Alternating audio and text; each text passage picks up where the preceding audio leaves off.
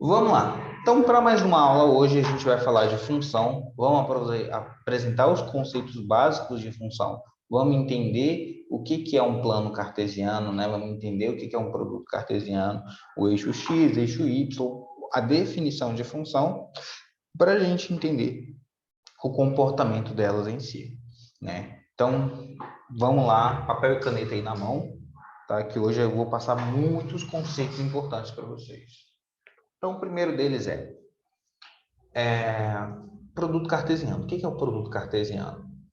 Produto cartesiano é um conjunto de dois, a multiplicação, né, entre A e B, que vai ser dois conjuntos não vazios, né, de pares. Por exemplo, se eu falo aqui que eu tenho um conjunto A, que é 2, 3, 4, e meu conjunto B é 1 e 5, se eu fizer o produto cartesiano A, B, né, ó, A vezes B, significa que eu estou fazendo pares ordenados, onde esse aqui é o primeiro valor de x, esse aqui é o valor de y. Valor de x, valor de y, tá vendo? Que é como se fosse uma distributiva. Só que eu não estou multiplicando em si. Eu estou fazendo o quê? Um conjunto de pares ordenados.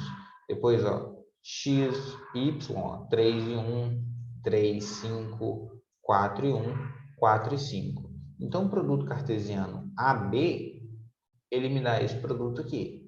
O produto cartesiano BA vai ficar o quê? Vai ficar o contrário, ou seja, AB é diferente de BA. Por quê? Aqui eu tenho x igual a 1 e y igual a 2. Tá vendo que é diferente? Né? Se eu for jogar isso no plano cartesiano, vai dar diferente. Né? X igual a 1, y igual a 3. X igual a 1, y igual a 4. Olha só. X igual a 5, y igual a 2. X igual a 5, y igual a 3. X igual a 5, y igual a 4. Olha só como é diferente o produto cartesiano de A por B e o produto cartesiano de B por A. Ainda tem um produto cartesiano que ele mostrou aqui de A ao quadrado. E como é que funciona isso? A ao quadrado seria multiplicar o A com o próprio A. Né? Então, eu faria 2, 2, 2, 3, 2, 4. Né? 2, 2, 2, 3, 2, 4. Depois, 3, 2, 3, 3, 3, 4. 3, 2, 3, 3, 3, 4. Depois, 4, 2, 4, 3, 4, 4. Tá vendo? Estou aplicando essas distributivas aqui, basicamente montando um produto cartesiano aí. Então, o produto cartesiano é um conjunto de pontos, né? Uma relação x e y para ordenado, que vai pertencer onde o meu x vai ser o primeiro ponto e o meu y vai ser o segundo ponto, né? Vamos lá relacionar conjuntos. Por quê? Porque quando a gente fala de função, a gente está falando de conjuntos. É um conjunto de números que vai determinar, vai respeitar determinada característica. Né? Então, olha só. Eu tenho aqui dois conjuntos A e B não vazios, são definidos pela relação aqui, ó, A e B sendo um subconjunto de A. Olha só. A vezes B seria o conjunto de todos esses pontos aqui. Tá vendo? Ou seja, o produto cartesiano. Então, se eu pegar esse ponto aqui, 1 e 1, eu vou ver se esse ponto 1 e 1, ele pertence a esse produto de pontos cartesianos aqui. Tá vendo? 1 e 1 está aqui, ou seja, 1 e 1 está contido dentro do meu AB. 2 e 2 também está contido dentro do meu AB. Então, olha só, R seria eu pegar alguns elementos e verificar se eles são subconjuntos. Vocês lembram lá da disciplina de subconjuntos? Subconjunto é um menor conjunto, né? Se eu fosse representar diagramamente, seria um menor conjunto dentro de um conjunto maior, né? Olha só, seria esse conjuntinho aqui dentro do conjunto maior. Vamos lá, definição de função. Agora vamos lá, definir função. A gente estava falando de conjuntos, né? Falando de conjuntos e subconjuntos. E o que eu posso falar? Eu posso falar que eu tenho conjunto, eles não vazios, vai ter uma relação f, né? Uma relação f seria uma função que eu posso falar que vai relacionar os elementos de A com os elementos de B, né? Se somente se para todo x que eu tenho em A, eu tenha um único B. Isso é importante. Então, a função, ele está falando assim, ó, eu posso sair daqui e vir para cá, mas eu não posso sair daqui e vir para cá e para cá ao mesmo tempo. Isso aqui não é função. Cada setinha aqui, ou seja, cada elemento aqui, só pode ter uma setinha saindo, certo? Então, função é isso. Vou mostrar para vocês logo graficamente como é que funciona. Então, sistema de notação, eu falo que a função de A em B pode ser indicada por uma função de A setinha B, ou seja, os elementos de A estão relacionados por B através de uma função. Você fala até agora só teoria. A gente já vai para a prática entender os conceitos. Olha só. Juan, você falou que não podia ter duas setinhas.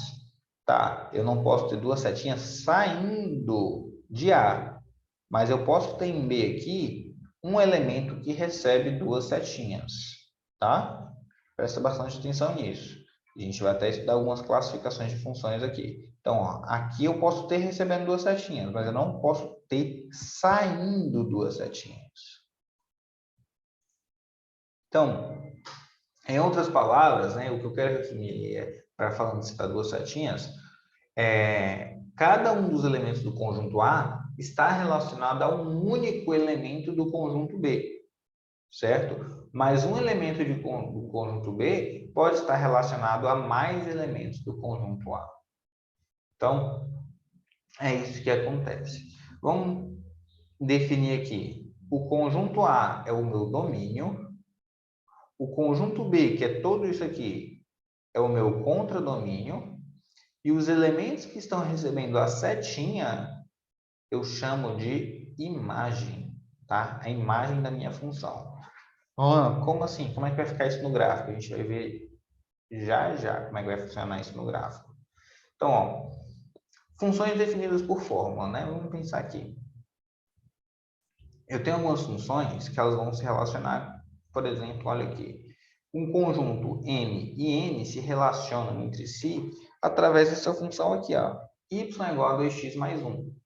Se eu pegar aqui menos 1 e jogar nessa função aqui, vai ficar 2 vezes menos 1. Né? Tá vendo que eu substituo no lugar do x, ó, o valor que está aqui no meu conjunto. 2 vezes menos 1 vai dar menos 2 mais 1. Isso dá como resultado menos 1.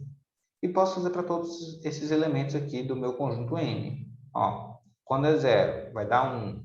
Quando é 1, 2 vezes 1, 2 mais 1, 3.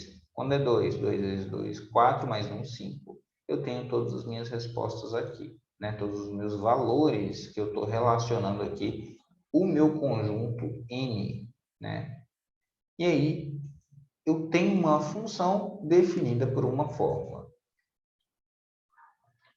Então, eu posso falar que a minha função, né, quando eu começar a entrar no plano cartesiano, eu posso falar que a minha função, né, essa setinha aqui, que transformou esse valor nessa, por isso que a gente chama de função, ele vai ser o meu y. Então, y é a transformação que eu aplico em que o meu x se torna o meu f de x. Né? Eu pego o meu x e jogo dentro da minha função. Então, quando a gente falar de função, galera, presta bastante atenção aqui em mim. Quando a gente falar de função, eu estou falando basicamente que eu estou pegando o valor de x, né, um valor lá, ou o valor numérico que ele me dá, e substituindo no lugar do x. Ah, Juan, e se for alguma coisa maior? Por exemplo, se for 3 mais a. Então, eu vou pegar o 3 mais a e substituir no lugar do x da minha função. Né? Eu tenho que lembrar que é basicamente só substituir. Lembra que eu ficava brincando com os meninos no primeiro ano? Que era só substituir? Então, a gente vai pegar o nosso elemento ali e vamos substituir dentro da minha função. Preste bastante atenção que a gente vai começar a entrar na parte gráfica. Então, o domínio de uma função. O domínio de uma função são aqueles valores que x pode assumir. Então, agora a gente vai definir aqui, como assim, Juan, os valores que x pode assumir? Pensa comigo.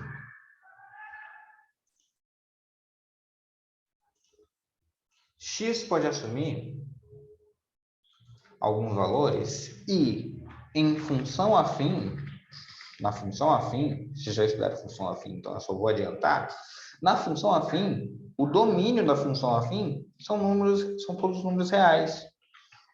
Por quê? Vamos colocar o exemplo ali do lado, ó, 3x mais 7. Existe alguma restrição para o valor de x que não pode acontecer? Não existe restrição. Então, aqui, no caso, o domínio da minha função afim vai ser os números reais. Olha ali na função inversa. Função inversa. No segundo exemplo que ele deu ali.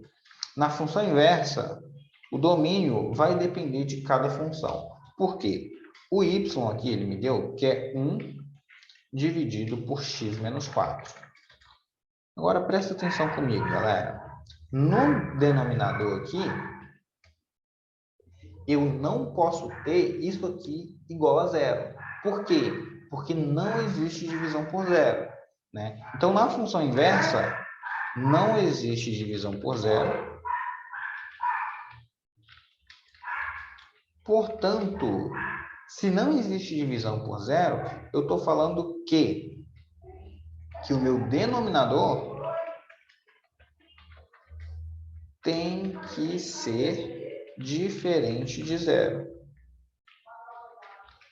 Como é que a gente resolve isso, então? Ó, você está falando aí. Então, eu vou falar o quê? Nesse caso, o meu x aqui, né, x menos 4, ele tinha que ser diferente de zero. Resumindo, eu tenho aqui que meu x tinha que ser diferente de quanto? De 4. Beleza? Aqui, ó, o meu x tinha que ser diferente de 4. Então, na função inversa, é importante eu entender isso aqui, ó. Não existe divisão por zero. Tá, Juan, quais outras restrições que eu tenho? Vamos lá. Funções polinomiais, no geral, elas não possuem restrição. Tá? Funções polinomiais não possuem restrição. Espera aí que eu já vou repetir já o conceito de imagem, tá? Vamos lá para o domínio de uma função raiz, né? Na função raiz, na verdade, a função raiz aqui, se for raiz quadrada, ela vai ter restrição. Por quê? Porque não existe raiz quadrada de números negativos, né? Então, se eu pegar aqui, eu tenho a raiz de quem? De x menos 5. Né? Meu y é isso aqui. Y é igual a raiz de x menos 5. Então, eu sei que o que está dentro da raiz, né? O que está dentro da raiz não pode ser menor que zero. Juan, pode ser igual a zero? Igual a zero pode, né? Então, eu tenho que falar aqui. Se não pode ser, né? Se não pode ser menor que zero, então eu falo que tudo que está dentro da raiz ali, que seria o x menos 5, ele teria que ser maior ou igual a zero, né? Ou seja, meu x teria que ser maior ou igual a 5, né? Então, preste bastante atenção, galera. O domínio da minha função raiz quadrada, né? Minha função raiz, ela seria aqui x maior ou igual a 5. Juan, a gente tem mais restrições? A gente tem algumas restrições, por exemplo, em função logarítmica, né? A gente vai estudar mais para frente, mas só que sempre a gente vai reparar o que não pode ser o x, né? Por quê? Porque se de acordo com o que não pode ser o x, a gente vai encontrar o nosso domínio, né? Então, a gente vai procurar o quê? A gente vai procurar as restrições, beleza? Então, vamos procurar as restrições para saber quais são o possível domínio que a gente vai utilizar. Então, ó, função afim, agora vocês já sabem, o domínio de uma função afim são os reais, sempre são os números reais. Funções polinomiais também são os números reais, não tem restrição. Função inversa, na função inversa, o domínio denominador tem que ser o quê? Diferente de zero. Na função raiz quadrada, o meu domínio O que está dentro da raiz não pode ser menor que zero, né? Então, eu já sei aqui as minhas restrições.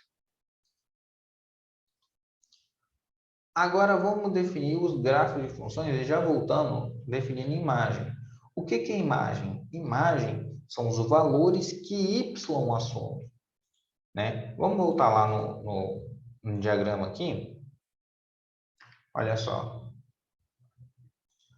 Nesse diagrama aqui, Juan, define para mim o que é domínio, imagem e contradomínio. Vou definir para vocês, para ficar um exemplo bem claro aqui. Opa. Exemplo bem claro de domínio, imagem, contradomínio. Qual o domínio da minha função? Fala aí para mim, rapidão.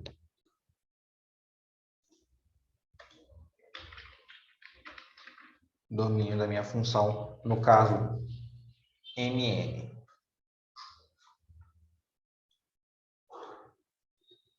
Domínio é M, né? Então, conjunto aqui, domínio é M. Né? E quem é o conjunto M? O conjunto M é menos 1, 0, 1 e 2. Isso aí, galera. E aí, agora a gente vai para o próximo, né? Por exemplo, se o domínio é M, quem é o meu contradomínio?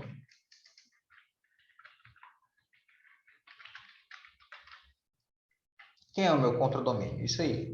O meu contradomínio é o conjunto N, né? E o conjunto N é formado pelos números menos 2,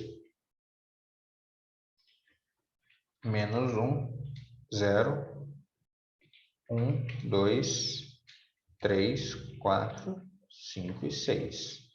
Beleza. Só que quem é a minha imagem no conjunto ali? Quem é a minha imagem? Que é o meu conjunto imagem. Vamos definir isso aí. Então, olha só, o meu conjunto imagem são apenas aqueles elementos que recebem a seta. No caso, o menos 1, o 1, o 3 e o 5. Esse é o meu conjunto imagem. Consegui identificar a diferença aí da imagem, do domínio e do contradomínio? Beleza? Então, o domínio são aqueles valores que possuem, que a seta, que são transformados, né? Aqueles valores que podem ser transformados. Quem é o contradomínio? É todo o conjunto dos números que está recebendo, né, essas transformações. E quem é imagem são os números que são transformados. Beleza? Vamos para a próxima. Definição. Galera, eu estou passando bem devagarinho nesse conteúdo hoje, que assim, eu acho ele extremamente importante, principalmente para vestibular, sabe? A gente saber identificar um gráfico, acho que é muito, muito importante.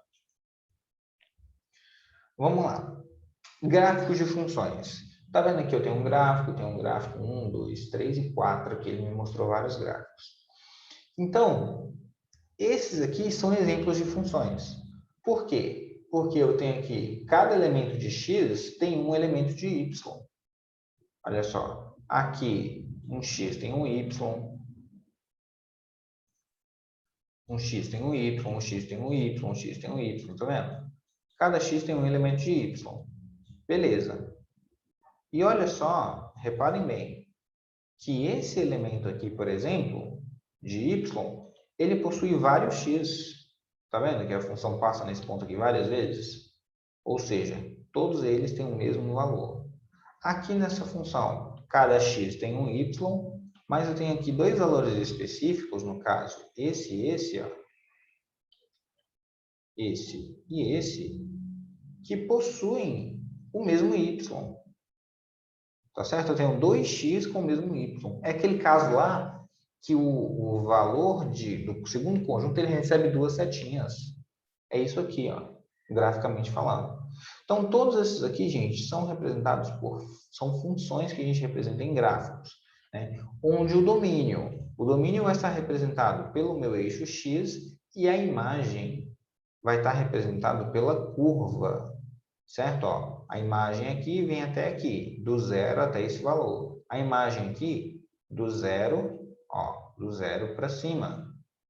Tá vendo? A imagem aqui, aparentemente daqui até esse último menor valor aqui, ó. A imagem está contida nesse intervalo. Aqui, ele vai crescer, né? Então, aqui a imagem é um conjunto dos números reais, são todos os números. Então, a gente consegue definir agora no gráfico quem é a imagem que é o domínio. O domínio são os valores de x, né? E a imagem são os valores que a função recebe em y. Vamos lá. Se eu tiver um gráfico assim, a função f de x é 2x menos 4, né? Do intervalo onde meu A, né? Meu intervalo é de 0 a 6. Então, vou colocar aqui de 0 a 6 e vou colocar todos os valores. Ó. 2 vezes 0, menos 4, dá menos 4. 2 vezes 1 dá 2, menos 4, menos 2 e assim por diante. Vou completando, substituindo cada valor aqui. O que eu posso fazer para fazer esse gráfico? Eu posso explotar esses pontos. Vou colocando todos esses pontos no gráfico e vou ligando esses pontos. Então, ó, quando eu marco esses pontos no gráfico, como assim, Juan, marcar os pontos no gráfico? X e Y. Está vendo que é um par ordenado? X, Y. X, Y. Está vendo? X, Y. Né? São pares ordenados aqui. O que a gente vai fazer? A gente vai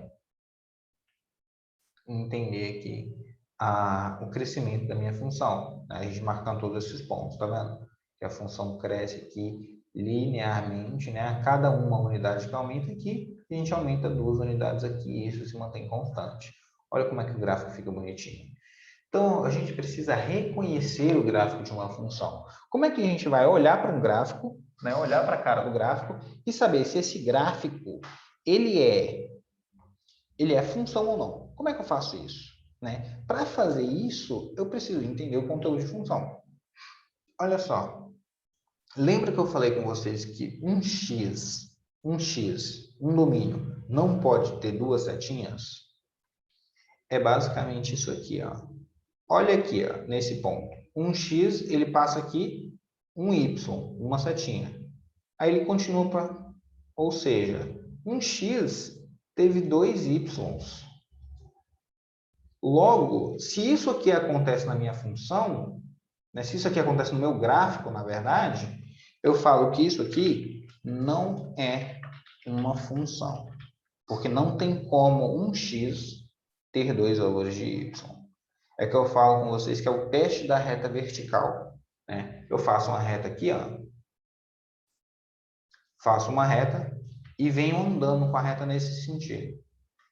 Se em algum momento tocar essa reta, a função tocar essa reta duas vezes, o gráfico tocar essa reta duas vezes, e esse gráfico não vai ser uma função, certo? Então, aqui, ó, tocou uma vez só. Quando eu passo para cá, eu vejo que tocou duas. Tá vendo? Tocou uma, duas. Então, isso aqui não vai ser uma função. Então, só é função quando o meu gráfico se comporta desse jeito aqui, ó. Cada elemento de x vai ter cada elemento de x tem um único elemento de y. Tá? Só é a função quando acontece isso. Beleza? Então, já mostrei vocês o que é domínio. Agora vamos ver domínio e imagem num gráfico. Se eu olhar aqui, ó, o que é o domínio e imagem no gráfico? O domínio é o mínimo e o máximo que o gráfico está representando. Então, o domínio aqui vai de 1 até 6. A imagem é o mínimo e o gráfico que está mostrando aqui. Então, a imagem vai ser de 1 até 8. Tá vendo? Imagem é a projeção no eixo Y. Domínio é a projeção no eixo X. Juan, e se vier com esse nome esquisito aqui? Como é que eu sei se é o eixo X e eixo Y? Vamos lá, vou mostrar para vocês. Vocês não vão esquecer nunca mais. A gente fala assim, eixo das ordenadas, né? Algumas questões falam isso. Eixo das ordenadas e eixo das abscissas. É um método chique, um método glamouroso, né? Abscissas. Vamos mostrar do método que a gente consegue lembrar. Gente, eu sempre tive uma dificuldade com isso.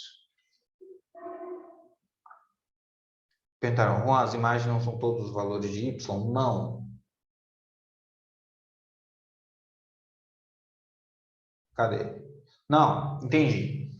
Não, ó, a imagem são todos os valores de y que contém x, né?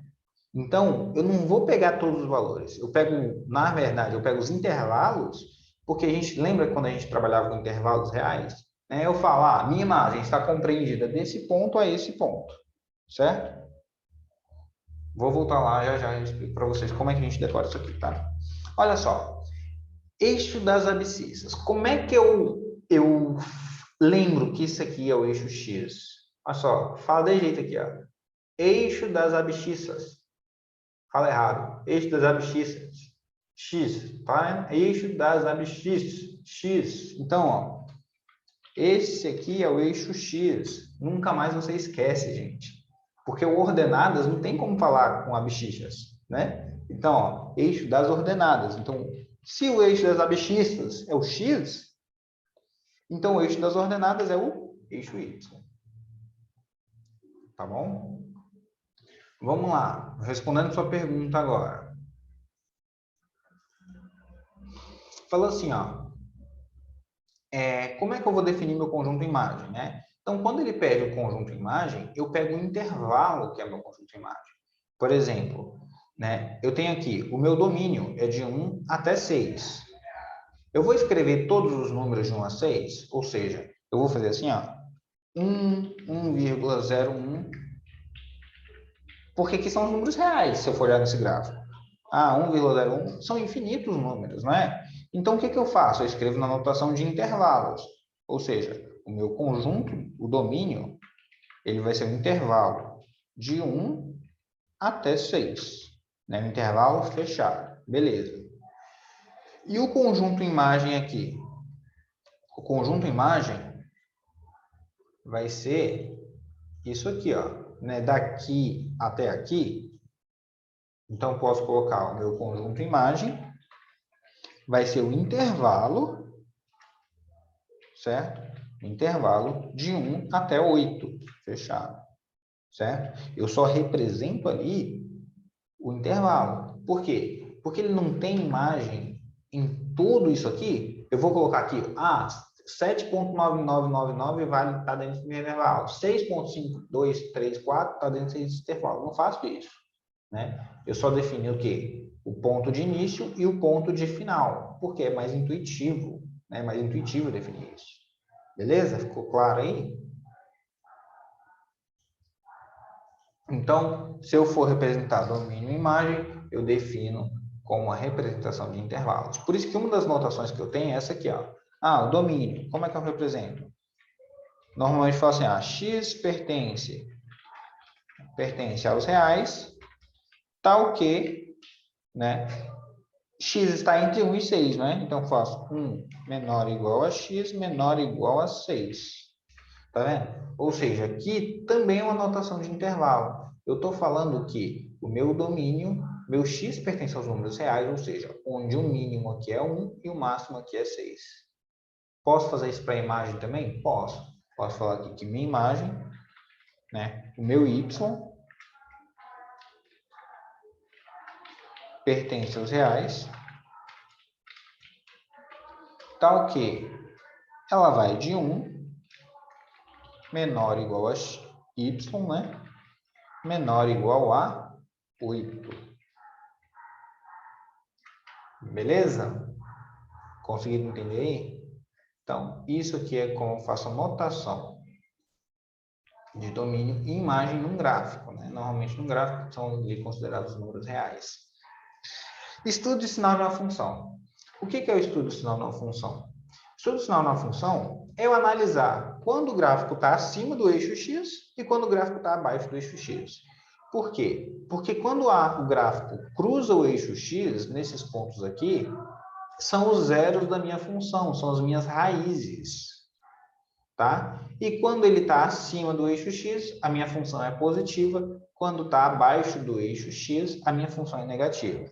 Então, o que é o estudo do sinal de uma função? De qualquer função eu posso fazer o estudo do sinal, tá? O estudo do sinal de uma função, ele vai me representar assim, ó, os valores negativos, por exemplo. Para x, ó, para quando eu tenho de x de menos 4 até 3, ou quando o meu x é maior que 7, os valores de y são negativos. Esse é o estudo sinal. Está vendo que está fazendo um estudo, uma análise? Quando eu tenho o meu x menos 4, o meu x igual a 3 ou o meu x igual a 7, a ordenada correspondente é nula. Ou seja, esses pontos são chamados raízes, né? E quando eu tenho o meu x menor que menos 4, ou o meu x dentro do intervalo de 3 a 7, eu tenho os valores de y positivo, ou seja, meu y é maior que zero.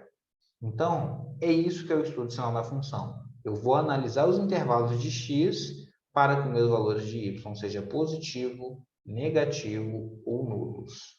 Tá? Isso é estudo sinal e a gente faz estudo sinal para todo tipo de função. E aí a gente vai caracterizando, né? Se uma função ela é crescente, decrescente ou ela é constante. O que significa uma função ser crescente? A função ser crescente, a gente vai olhar sempre o gráfico da esquerda para a direita. Você vai pensar assim, da esquerda para a direita o meu valor está aumentando? Se da esquerda para a direita o meu valor estiver aumentando, essa função ela é crescente. Se da esquerda para a direita a função estiver diminuindo o seu valor, a função ela é decrescente. E se da esquerda para a direita a minha função permanecer no mesmo valor, ela é constante. Ele traz toda uma definição aqui para mostrar isso para vocês. Ó. Ele fala, se meu x é menor que o meu x2 e meu f de x1 é menor que meu f de x2, tá vendo aqui, ó? Caracteriza que essa função é crescente. Né? Por quê? Porque a minha imagem do x que está lá na frente é maior do que a minha imagem do x de trás. Então, a função ela é crescente. Vamos entender a notação que ele traz aí para a função decrescente. Olha só. Se o meu x1 é menor que o meu x2, só que o meu f de x1, esse cara aqui, dá maior que o meu f de x2, significa que ó, o meu número menor tem imagem maior. Então, significa que a função ela vai perder valor. Né? Então, isso representa que a função ela é decrescente. Beleza? Aí, se a função é constante, né? Eu posso falar aqui, ó, se x1 e x2 têm diferentes valores e a função é constante, significa que o f de x tem o mesmo valor para os dois, então eu não tenho nem crescimento nem decrescimento, minha função é constante, não altera o seu valor. Uma função ela pode ser crescente e decrescente ao mesmo tempo? Pode. Aí você fala, como assim? Pensa aí, olha essa função aqui, eu posso caracterizar isso como uma função, onde aqui a função é crescente, até aqui ela é crescente não, ela é decrescente, e aqui, ó, nesse intervalo, ela é decrescente também. Aqui, desse ponto até esse ponto, a função é constante, e desse ponto até aqui, ela é crescente. Então, eu vou definir se a função é crescente, decrescente ou constante, dependendo do intervalo. Algumas funções são constantes em todos os domínios, algumas funções são crescentes em todos os domínios, basta a gente interpretar o gráfico. Né? Um exemplo que eu quero dar para vocês aqui bem claro é a função quadrática. A função quadrática ela é mais ou menos assim. Ela tem uma parábola. E aqui, se eu for pegar o vértice da parábola é onde a função é constante. Ela não está nem crescendo nem decrescendo. Do vértice para cá, nesse caso, ela é crescente. Ela está aumentando o seu valor. Do vértice para cá, ela é decrescente. Né? Ou seja, quando eu venho da esquerda para a direita, você vê que ela diminui seu valor. Né? Então, a função quadrática é um claro exemplo de que ela tem uma parte crescente, uma parte decrescente, uma parte constante na mesma função. Tá? Vamos prosseguir. Gráfico, deixa eu só ver as horas aqui, 9h05. Que horas acaba a nossa aula? 9h05, né? Olha só, em cheio. Galera, a gente continua na próxima aula, tá? Por mais que tenha sendo grande, está bem teórico, a partir de agora vai começar a ficar mais prático. Que a gente vai ver os gráficos e vamos transladar aí nesses gráficos e na próxima aula a gente faz exercício. Beleza por hoje? Ó, um beijão para vocês. Até